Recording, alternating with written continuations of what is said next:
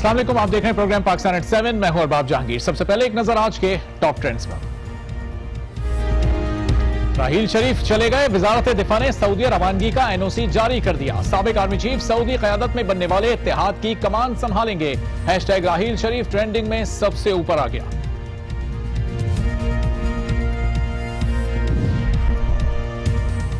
Panama case के फैसले की आज भी सोशल मीडिया पर गूंज। किसी ने वजीर आजम को कसूरवार तो किसी ने बेकसूर ठहरा दिया। Hashtag Panama verdict hot trend बन गया।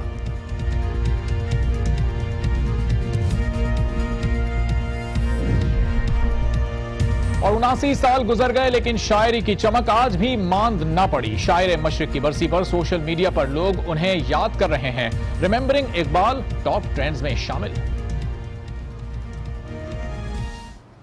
ये टॉप ट्रेंड्स तो आपने जाने। प्रोग्राम के बाकायदा आगाज से पहले एमक्यूएम पाकिस्तान के सरबराह फारूक सत्तार कराची में खिताब कर रहे हैं। आपको वहां लिए चलते हैं। कराची कौमी शहर है, 85% सूबे को, 65% मरकज को, इस्लामाबाद को देता है, और उसके जवाब में हमें आटे में नमक के बराबर भी नहीं दिया जाता। तो ये हमारी हैसियत है, हमें अपनी हैसियत का तयन कराना है, बाहर निकलना है। मैं तमाम इकाइयों को, जो सियासी इकाइयाँ हैं, सिविल सोसाइटी है, NGOs हैं, मुख्तलिफ ताजिर और सनतकार अंजुमनें हैं, मैं उन सब को दावत देता हूँ कि वो आएँ और हमारे साथ खड़े हों, हमारा हाथ बटाएं, अपने मेयर, अपने शहर की मुंतखब कौंसिल के लिए इख्तियारात और वसाइल जो हमारा जायज़ हक़ है उसकी हुसूली की जद्दोजहद में हमारा साथ दें, इस एहतजाज में हमारे साथ खड़े हों। मुझे उम्मीद है कि सनतकार अंजुमनें भी, ताजिर अंजुमनें भी आएंगी, सियासी जमातें भी आएंगी, इकाइयाँ आएंगी और सिविल सोसाइटी भी इंशाअल्लाह कल आएंगी, और मुख्तलिफ जो पेशा वराना कॉलेजेस हैं, प्रोफेशनल कॉलेजेस, जो आला तालीमी इदारे हैं, उनके तलबा और तालिबात भी आएंगे। मैं उनसे भी अपील करता हूं कि वो भी इतवार को निकलें और आएँ और हमारे साथ खड़े हों, कराची के साथ खड़े हों। ये कराची का मुकदमा है, ये सिंध के शहरों का मुकदमा है, ये सिंध को और पाकिस्तान को बचाने का मुकदमा और जद्दोजहद है। मुझे उम्मीद है कि मेरी ये अपील एमक्यूएम पाकिस्तान के सरबराह फारूक सत्तार इस वक्त मीडिया से गुफ्तगू कर रहे हैं। उनकी गुफ्तगू आपने सुनी। अब अपने पहले हैशटैग टॉप ट्रेंड की बात करते हैं। हैशटैग राहील शरीफ हमारा आज का टॉप ट्रेंड है। साबिक आर्मी चीफ राहील शरीफ को सऊदी क़यादत में बनने वाले इत्तेहाद की कमान संभालने के लिए एनओसी जारी कर दिया गया। पाक फौज के साबिक सिपहसालार नई जिम्मेदारियां संभालने के लिए खुसूसी परवाज से रियाज रवाना हो गए। जनरल रिटायर्ड राहील शरीफ की सऊदी इत्तेहाद की कमान संभालने का मामला नया नहीं। गुज़िश्ता साल जब सऊदी अरब की जानिब से 34 मुल्की फौजी इत्तेहाद का ऐलान किया गया तो उसमें पाकिस्तान का नाम भी शामिल था, जिस पर हुकूमत ने रद्द-ए-अमल देते हुए कहा कि रियासती सतह पर अभी ऐसा कोई मामला ज़ेरे गौर नहीं आया और ना ही पाकिस्तान ने इस इत्तेहाद में शमूलियत का फैसला किया। यमन पर सऊदी चढ़ाई के बाद यह मामला एक बार फिर ज़ेरे बहस आया और वजीर दिफा की जानिब से यमन फौज ना भेजने के ऐलान के साथ ही मामला ठंडा हुआ। फिर खबर आई कि साबिक आर्मी चीफ जनरल राहील शरीफ इस्लामी फौजी इत्तेहाद की क़यादत करेंगे। एक बार फिर ख्वाजा आसिफ ने पार्लियामेंट में बयान दिया कि राहील शरीफ को एनओसी के इजरा से कबल पार्लियामेंट को एतमाद में लिया जाएगा। लेकिन कल पनामा के हंगामा खेज फैसले के बाद आज राहील शरीफ को एनओसी जारी किया गया और वो सऊदी अरब गए। इस हैशटैग पर कौन क्या कह रहा है, इस बारे में कुछ ट्वीट शामिल कर लेते हैं। आज का टॉप ट्रेंड है राहील शरीफ और इसमें पहला ट्वीट है सीनियर सहाफी अजहर अब्बास का, जो लिखते हैं कि खुसूसी शाही तैयारा राहील शरीफ को रियाज ले जाने के लिए लाहौर पहुंचा। राहील शरीफ सऊदी क़यादत में बनने वाले इत्तेहाद के सरबराह होंगे।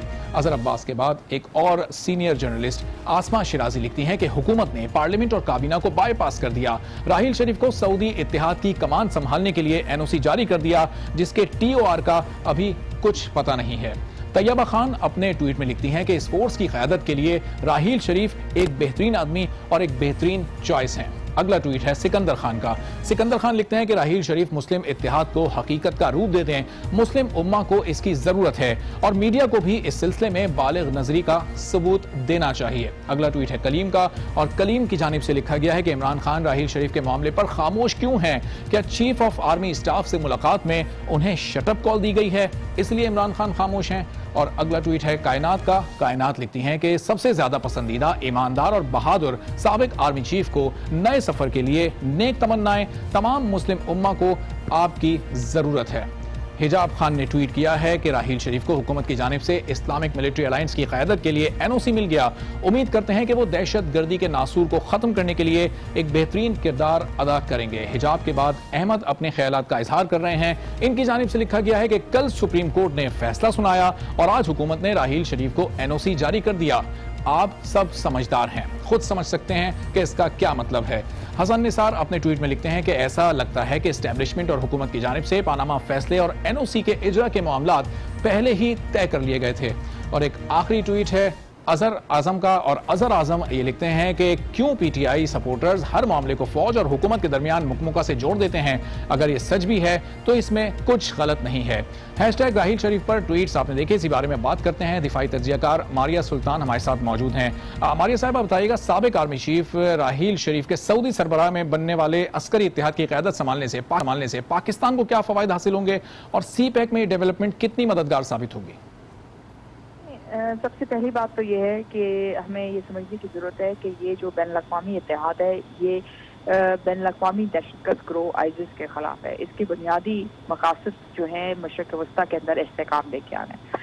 दूसरी बात यह है कि अस्करी तौर के ऊपर जो इस वक्त चैलेंजेस वहाँ शामिल हैं उनको ज़मीनी तौर के ऊपर जो ख़ास तौर पर इस्लामी ममालिक हैं उनकी सलाहियत में इजाफा करना और उनकी सलाहियत में ख़ास तौर पर दहशतगर्दी के खिलाफ जो है अहम जो डेफिशिएंसीज हैं उनको दूर करना है। उस लिहाज से ये ना सिर्फ पाकिस्तान के लिए बेहतर होगा लेकिन मशरिक़ी वस्ता के लिए भी बेहतर होगा। और ये बात हमें नहीं भूलनी चाहिए कि इस वक्त आइसिस को जो असल खतरा है जो इस वक्त मशरिक़ी वस्ता में पाकिस्तान की शमूलियत से पैदा हो रहा है वो यही है कि आइसिस को एक तरफ अमेरिका जो है उसके खिलाफ आपको शाम में जंग करता हुआ नजर आता है और दूसरी तरफ आइसिस को वो बशर अल-असद के खिलाफ जो है इस्तेमाल करता हुआ नजर आता है। और अगर इस्लामी ममालिक का अलायंस जो है पैदा हो जाता है जो इस अस्करी दहशतगर्दी के खिलाफ जो है ना सिर्फ ज़मीनी सलाहियत रखता है बल्कि हकीकी मायनों में एक अहम इत्तेहाद होगा तो उससे ज़ाहिर है मगरबी ममालिक के जो वहाँ मफादात हैं मशरिक़ वस्ता में उस पर एक मनफी असर पड़ेगा और आपके लिए एक बेहतरी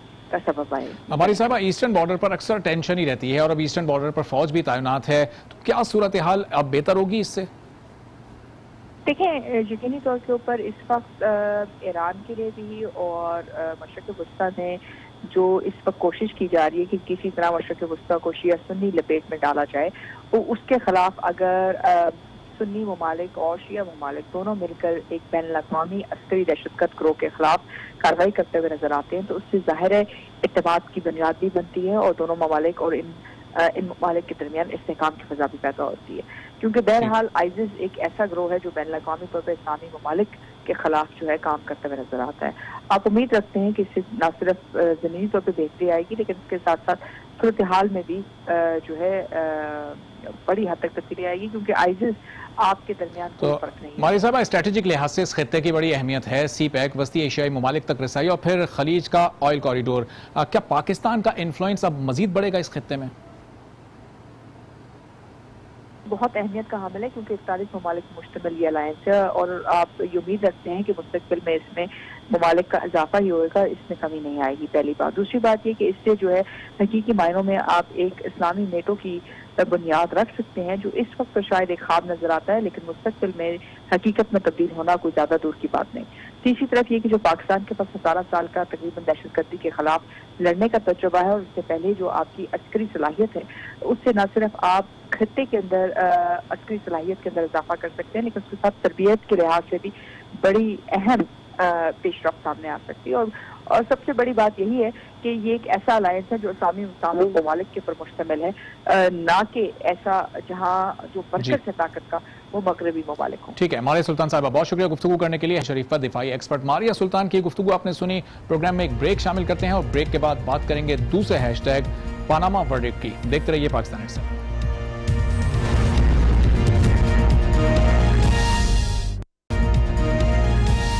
welcome back to Pakistan at 7। हमारा आज का दूसरा top trend hashtag Panama verdict और इसी पर बात करने के लिए इस वक्त हमारे साथ मौजूद हैं सीनियर एंकर पर्सन और जर्नलिस्ट मोहित पीरजादा साहब।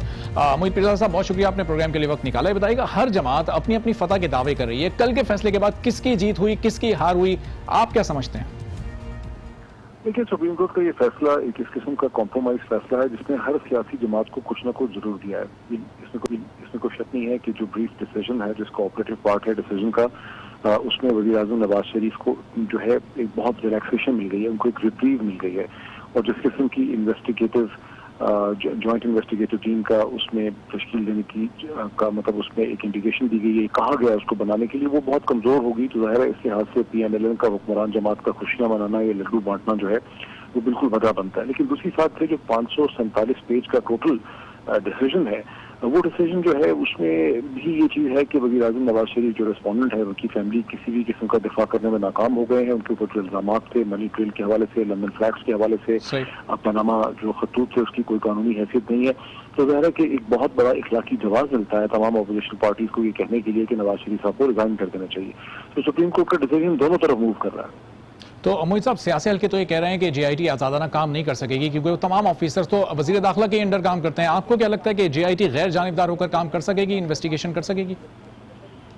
नहीं, देखिए वो तो तमाम पाकिस्तानी अखबारात में उसका एनालिसिस आ गया है कि ये जॉइंट इन्वेस्टिगेशन टीम जो है ये बिल्कुल एक नॉन फंक्शनल होगी। ये तो सुप्रीम कोर्ट ने एक मुश्किल फैसला जो खुद नहीं कर सके उसको उन्होंने जॉइंट इन्वेस्टिगेशन टीम के ऊपर फेंक दिया है। ये तो बिल्कुल एक डिसफंक्शनल टीम होगी, ग्रेड 19 या 20 के, जैसे कि खुद आसिफ अली ज़रदारी साहब ने कहा है। अफसरान भला क्या जाके वज़ीर-ए-आज़म से कुछ पूछेंगे? ये डिसफंक्शनल डेड इशू है। ठीक है मोहित पीरज़ादा साहब, बहुत शुक्रिया, आपने प्रोग्राम के लिए वक्त निकाला। मोहित पीरज़ादा साहब की उनकी ये राय आपने सुनी, लेकिन अब इस पर आम लोग क्या कह रहे हैं और कुछ दीगर सियासतदान क्या कह रहे हैं। हैशटैग पनामा वर्डिक्ट पर जो पहला ट्वीट है वो है पीपल्स पार्टी के सेनेटर सईद गनी का, और इन्होंने आज सेनेट के इजलास में अपोजिशन के एहतजाज का एक क्लिप भी शेयर किया और साथ ही लिखा है कि अपोजिशन ने वज़ीर-ए-आज़म से इस्तीफे का मुतालबा किया है। आगे बढ़ते हैं और सीनियर जर्नलिस्ट उवैस तौहीद की राय शामिल करते हैं। ये लिखते हैं कि राहील शरीफ को NOC की खबर कुछ घंटों के लिए नवाज शरीफ और मुस्लिम लीग को रिलीफ देगी, ताहम पनामा फैसले की तलवार अभी भी लटकी हुई है। अगला ट्वीट है सहरनाज का। सहरनाज लिखती हैं कि लोग इस अदालती बेंच को ज्यादा अरसे तक याद नहीं रखेंगे, लेकिन JIT के फैसले को जिंदगी भर याद रखा जाएगा। सहरनाज के बाद जो अगला ट्वीट है वो है वकास सिद्दीकी का, और ये लिखते हैं कि शरीफ कोर्ट से शरीफों के खिलाफ कोई फैसला नहीं आ सकता, ना पिछले 30 साल में आया है और ना ही अगले 30 साल आएगा, ऐसी कोई उम्मीद ना लगाई जाए। शीरी ज़हरा ये लिखती हैं कि इंसाफ में ताखीर दरअसल इंसाफ का कत्ल है। हम एक बदउन्वान कौम है जो बदउन्वान रहनुमाओं को मुंतखब करती है। शीरी ने एक खबर की इमेज भी शेयर की है, ये भी आप देख सकते हैं। और शीरी के बाद मोहम्मद कासिम का ट्वीट है जो लिखते हैं कि पनामा केस के फैसले के असरात क्या होंगे, अब ISI और MI करप्शन की तहकीकात करेंगे। अब समझा कि जरदारी इस फैसले को मुस्तरद क्यों कर रहे हैं। इसके बाद मलिक खिजर मेहरबान लिखते हैं कि अदालतें और जेलें सिर्फ पीपल्स पार्टी के रहनुमाओं के लिए हैं। नवाज शरीफ और उनके हवारियों को अदालत से हमेशा रिलीफ ही मिलता है। ये मलिक खिजर की राय है। और आखिरी ट्वीट है फजल साफी का, और ये लिखते हैं कि अब हर बदउन्वान तकनीकी बुनियादों पर आजाद हो जाएगा जो माशरे के लिए जहर साबित होगा। और इस सब को फजल ने पनामा के इस फैसले के आफ्टर शॉक्स करार दिया है। ये ट्वीट थे पनामा वर्डिक्ट के। हैशटैग पर ये ट्वीट्स आपने देखे। इसी बारे में अब ब्रेक लेते हैं प्रोग्राम में, और ब्रेक के बाद जब आएंगे तो बात करेंगे आज के तीसरे टॉप ट्रेंड इकबाल रिमेंबरिंग की। देखते रहिए पाकिस्तान से।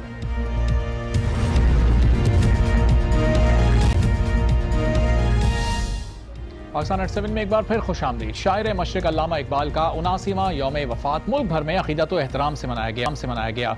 सोशल मीडिया पर जहां शायर मशरिक को उन्हीं के कलाम से खिराज तहसीन पेश किया जा रहा है, तो कहीं उनके फलसफा हयात और अफकार को ट्वीट्स का हिस्सा बनाया जा रहा है।